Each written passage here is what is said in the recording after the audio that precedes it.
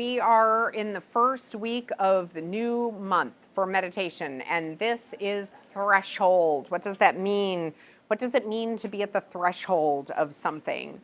To be at the threshold of something is like the beginning of it. To step into something. So last month we were all about igniting. We were all about, oh yeah, we have to shut all the fans off, huh? Yeah. So we were all about this ignition. How do we light things up? How do we ignite? We talked about the pieces of a gun and how there's more than the trigger that's in there. There's all these mechanisms that show up that make it so that the things are moving and the energy is kicking off. So it's not just like, oh, I was triggered. There's like all of these things underneath it. So then we took that, which kind of feels like a negative, but to more awareness, bringing awareness to those things, and then moved it into how do I get like fired up about things? How do I move into things? So now for this month, this idea of threshold, what does that mean? It means that we're here, we're standing at kind of a doorway. We came into some energy from last month, and now we have some choices. We can actually start to move forward in those and make a trajectory on things that maybe will take us into a new place. And it's very, I feel like that can be very subjective because each person is in a very different place in their life. And even though we're all in this room and, many of you come every single week, so it's like we have things that make us similar. We have life experiences and situations that make us completely different and totally unique.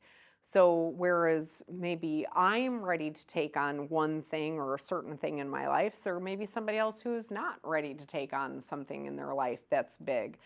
My husband and I, we've been talking a lot about, we do things that maybe we have to give up or we have to change in our life.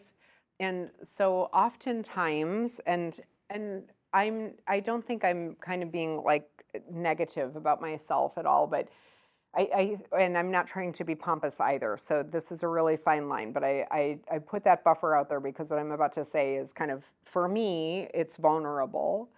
Oftentimes people look at me and they think I really have my crap together. They think that I like really do things on point and I know what I'm doing all the time. And Melissa probably meditates every single day and she does this and she does that. And then there can be a point where like maybe it seems like, oh, well, I'm not going to like live up to whatever her expectation might be.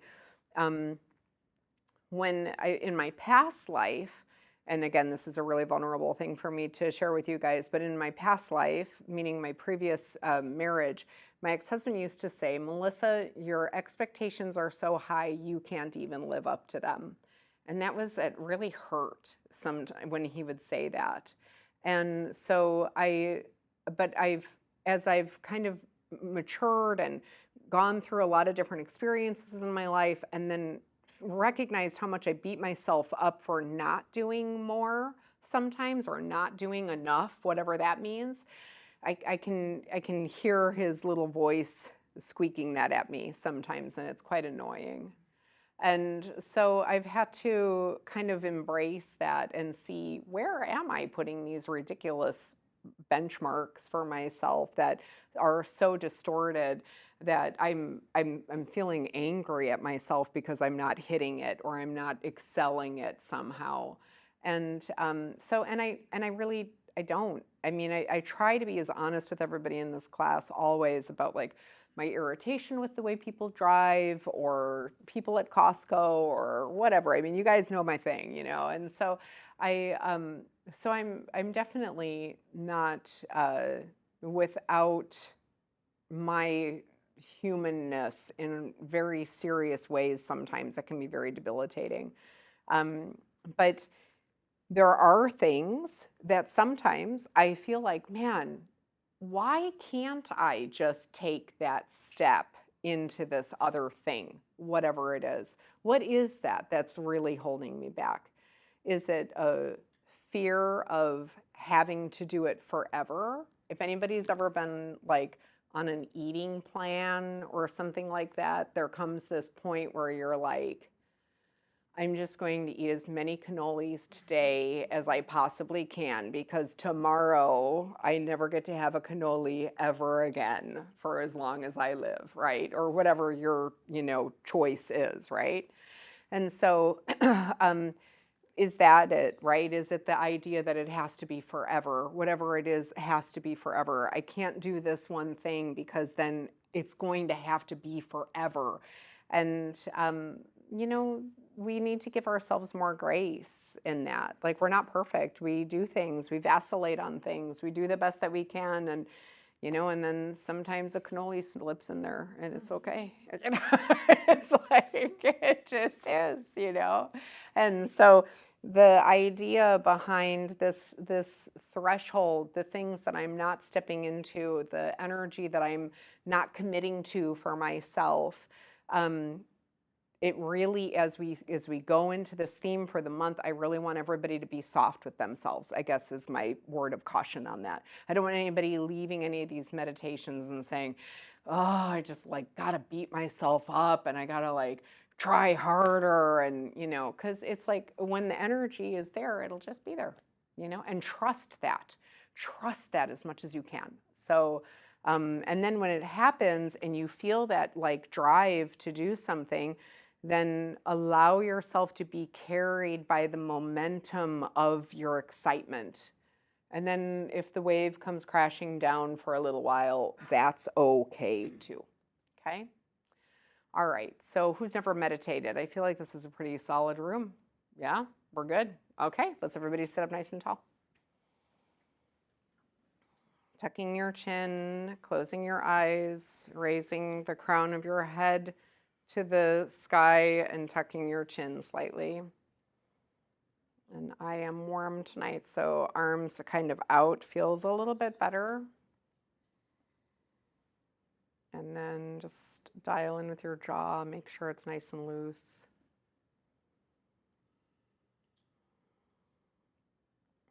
Make sure that your tongue isn't pressed to the roof of your mouth either. I apologize, it's pretty warm in here tonight, so you have some options on that heat. Just let it roll around you like maybe a little celestial blanket tonight. And then if your eyes are not closed, just let them close gently. Teeth are not touching, jaw is loose, and maybe a little soft smile on your face.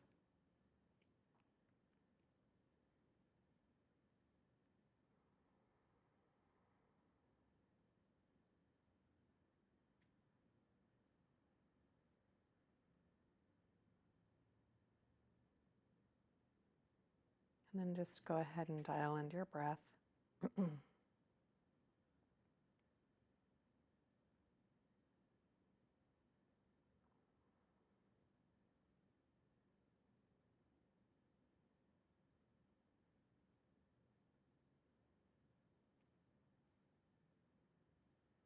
Feel that rise and that fall of your chest and your belly.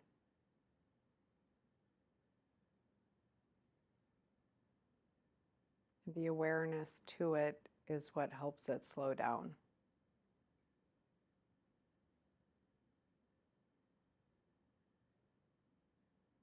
So it's a nice smooth inhale and a nice smooth exhale.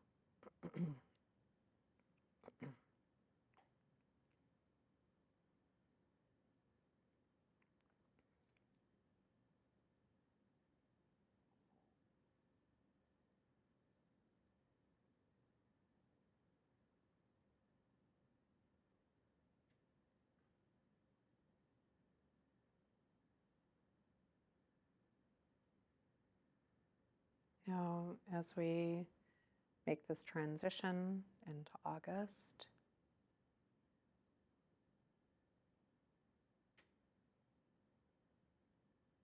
and us being in Arizona, really coming up on the hottest time of the year for us.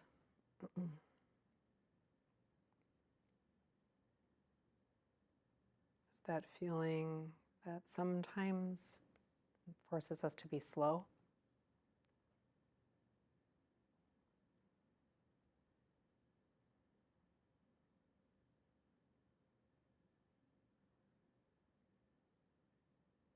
So I'd like you to just kind of picture, imagine, or think about being in a room. It can be the room that we're in now, or even just a normal little, maybe 10 by 10 or 15 by 15 room.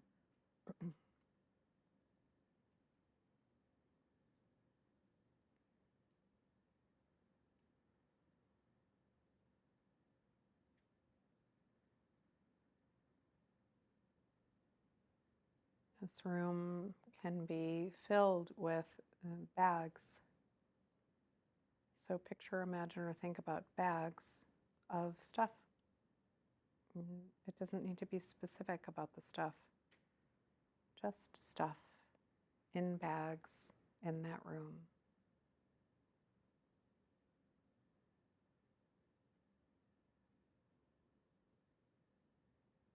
There's no need to go through the stuff. There's no need to analyze the stuff. We don't need to judge it. It's just there.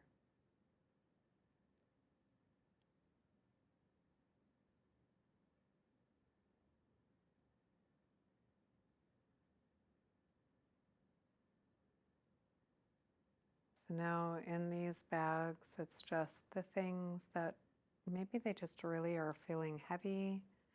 They do weigh you down. And again, no judging, no analyzing, no labeling. But you have a choice right now to begin to leave that room. So for just a moment, I'd like you to imagine that there's a beautiful doorway leaving that room. And don't run out of the room because your nervous system can't do that. I just encourage you to stand in that doorway.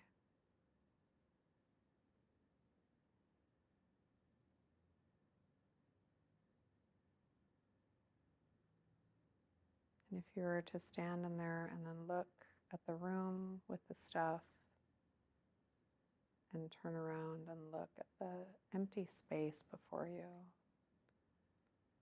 just know that you can just stay right there for a little bit.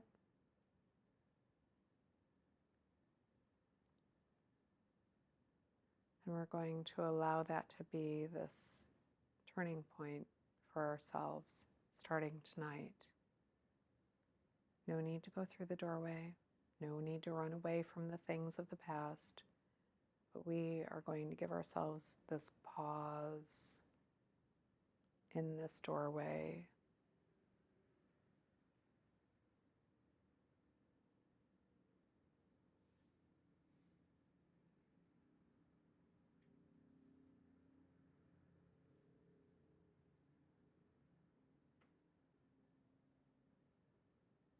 And if any of those bags feel like they're attached to you or stuck to you in any way, while you're standing in that doorway, you can just imagine in your mind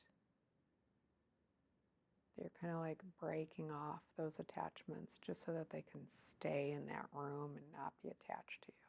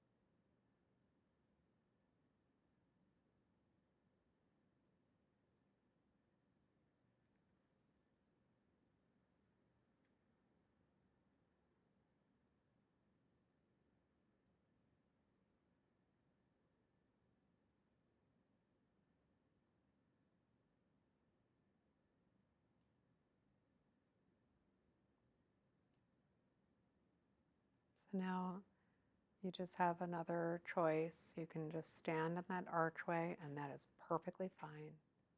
And that is a safe place to be. And that is 100% safe and acceptable. But no matter what, we're not going to step back in the room with all the bags. And your second option is to just take a step forward and leave that space and stand in this new empty space. Wherever you choose to be is 100% fine, and allow yourself to be there for the next few minutes.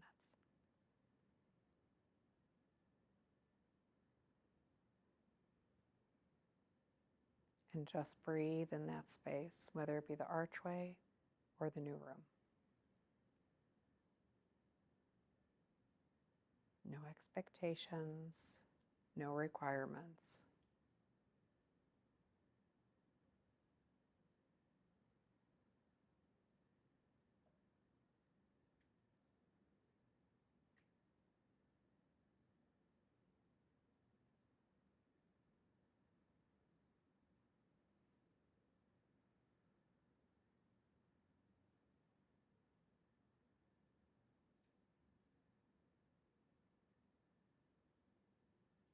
And if your attention gets distracted by anything, just go back to wherever you are planted.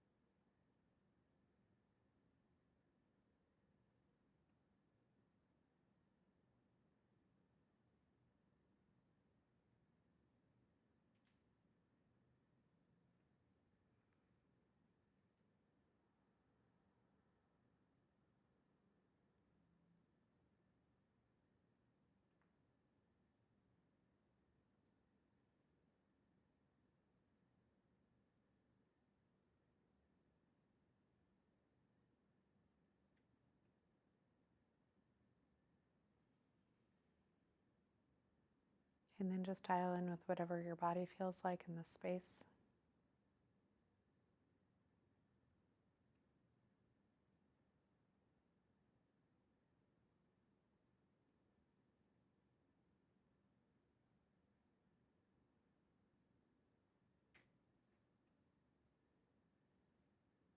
And you can break your concentration and go back to just your breath.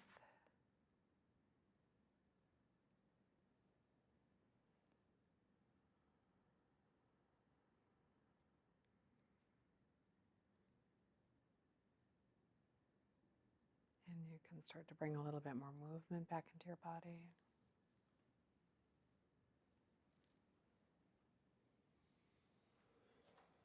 And when you're ready, you can open up your eyes.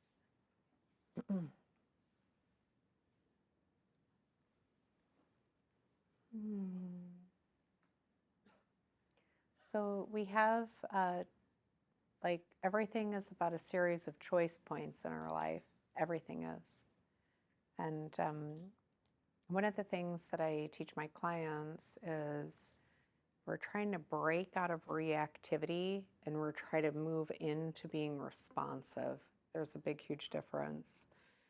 A stimulus comes in to my field, and I basically have two choices. I can be reactive to it, or I can pause and then I can respond to it. Okay. And so there's a huge difference between the two things. If I'm reactive, I'm impulsive. I'm doing things from usually a scarcity place. I'm feeling attacked, I'm feeling pressured, I'm feeling some sort of lack, okay? And then I'm going at it and I'm like shooting, right, forward. So, but when I respond to situations, I'm slow, I'm pausing, I'm feeling the whole thing out and what's for my greatest and highest good and the person that I'm with or the situation that I'm with, that greatest and highest good. So those are very different ways and pathways to do things. So that's one example of a choice point. But it really shows up in everything in our life. That room that we left with all those garbage bags in there, mine was garbage bags. Mine was black garbage bags that like I just don't want to have them in there anymore. You know what I mean? So I don't know what everybody else's look like, but that's what mine look like. And we have options. I can sit there and I can hang on to all the BS and all my stories and all my garbage and all my loathing and all of my reactiveness and all of my, I can just hang on to it. Or I can just make a choice to just kind of like let go of that and relinquish the control that I feel like I'm having with all of that and make a choice to start to move into something softer and something newer. So that's what I hope for everybody tonight, okay? That everybody like just gives themselves that opportunity to go into something softer, something new, okay? Something letting go of all of the BS, right? We all have so much. We just have so much. It's just ridiculous what we hang on to. Who else saw black garbage bags? Yeah. Okay. Just you and me then, baby, I guess. Everybody else must have like, I don't know, Lululemon bags or something. But okay, so this month we have just a couple of things. We're having that retreat. I'm not going to try to remember everything. I'm just going to look at the calendar. That makes so much more sense. So this weekend we have the improv class. Do we have spots available still? Okay, so it was super fun last time from what I heard. I wasn't able to go, but I heard very positive things about it, so much so that people wanted us to have a second time. So if you're looking for something cool to do it. Maddie, why don't you tell us a little bit about your experience with it, just because I wasn't there. Yeah, what did they do? It's a lot of improv games. It's a lot of like learning to be spontaneous and be in the moment. Oh, It's nice. really cool. It's Yeah? really fun. What did you feel like you got out of it? I feel like it really helps build your confidence because you have to be like so in the moment and so present for scenes and just like learn to say yes and just like keep it going. So Oh, okay. it's a really good experience. Okay, good. Good, good, good. I love that. Okay, then on the 10th, we have an Ashtanga pop-up. I've talked about this to nauseum. If you have any questions about Ashtanga, ask Quentin or me or Lisa. Can tell you all about Ashtanga too. So make you work here. For those of you that show up all the time, everybody gets a little job. That's just the way it is. Rob has to clean up here all the time. Everybody's got a little job. Then we have that retreat that we are offering on the 14th and the 15th. I just want to explain one more time about that. I think I only have like one, maybe two spots left for that. But just so that you understand what we're doing, on Friday, we're doing the Master Reset, which is a technique that Chris, Dr. Butler, is doing with a lot of his patients in order to it resets everything in the body. The other thing is we are doing some bowl work with you to reset then your nervous system. Then you're going to have a quick little meeting with Nestle, and she's going to kind of go over some stuff with your charts so that you understand where you're at with everything. And then Quentin's going to help you to integrate everything that just happened. So that's Friday. Then on Saturday, we start at 1 and we go until about 9 o'clock at night. The day will be filled with a little bit of asana. There will be a little bit of asana, but if you are not a yogi or a yogini, do not worry about it. Don't let that be a deterrent from you in any way, shape, or form because it's so mild. You can do it in a chair. It's not and the idea behind it is to stimulate your chakras because we're reset. This whole weekend is this massive reset. So then your chakras will be reset. And then we're going to dive into doing more authentic relating. Who was here when we used to do the circling classes? They were lovely, right? Those circling classes were wonderful. And so we're going to be teaching you more techniques on that so that you can have better authentic relating. to the people in your life, whoever that is. Nestle is going to teach another class then on your chart and the overall sky itself, so that you understand like how these things pertain to you. What does this even mean? Why do we even think about these things? Who cares? And she's going to give you the lowdown on that, which will be very helpful.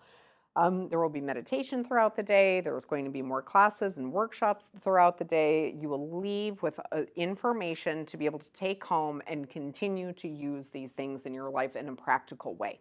Okay. And then beautiful food as well, because Melissa's all about the food.